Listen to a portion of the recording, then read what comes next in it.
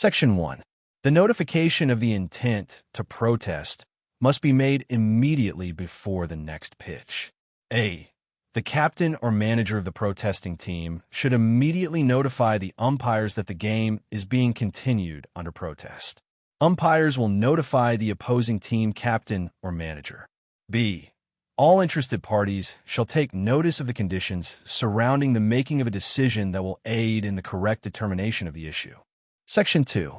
Protests that shall be received and considered are: A. Misinterpretation of a playing rule. B.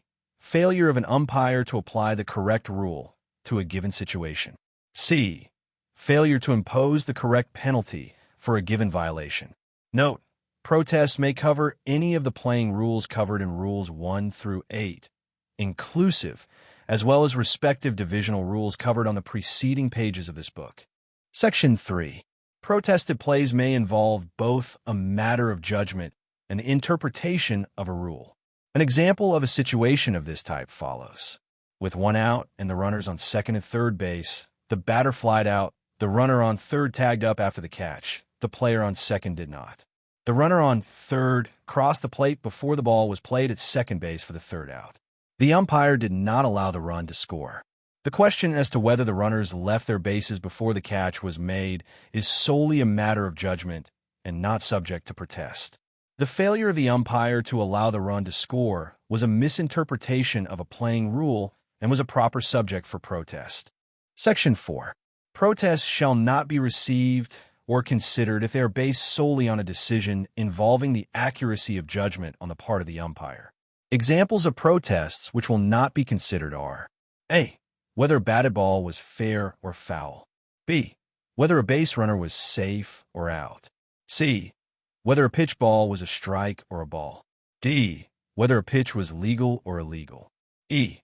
Whether a base runner did or did not touch a base. F. Whether a base runner left his or her base too soon on a caught fly ball. G. Whether a fly ball was or was not caught. H. Whether it was or was not an infield fly. I. Whether there was or was not interference/obstruction. J. Whether the field is fit to continue to play. K. Whether there is sufficient light to continue to play. L.